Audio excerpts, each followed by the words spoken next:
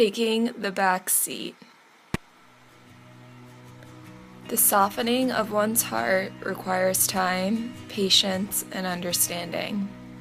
It requires admitting defeat, admitting we were wrong, admitting we need help, admitting we cannot control our fate.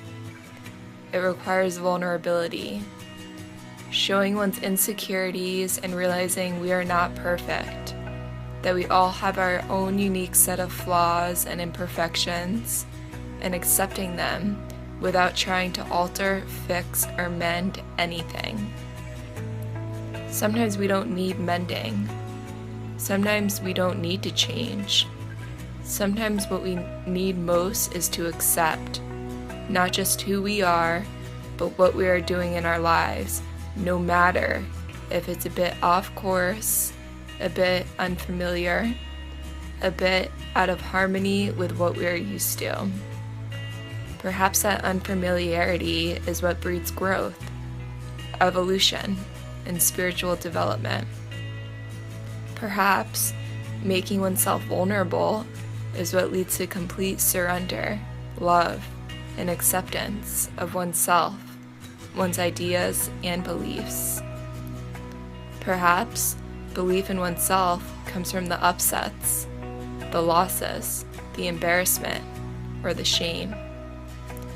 Perhaps our wounds are indeed the place where the light enters and allows us to be relatable, compassionate, imperfect, and therefore human.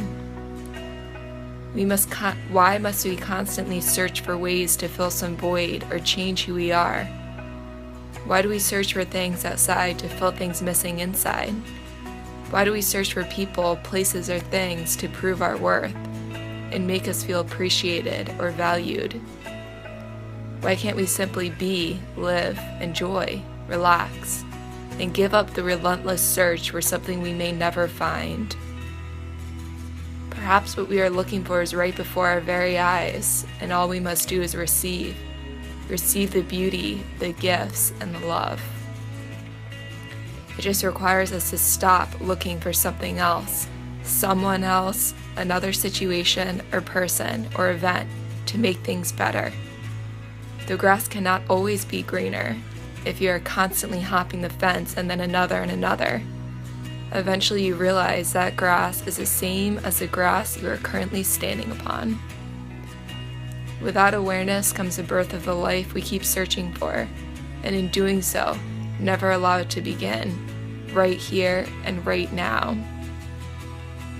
I pledge to stop that relentless search, which has left me unfulfilled, disappointed and hardened, frustrated at myself. I would no longer wish to put myself through that misery.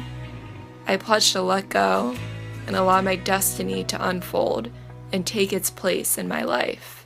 Please, God, help me. Please, God, take that wheel while I take a rest in the back seat and enjoy the winding road that lays before us for once.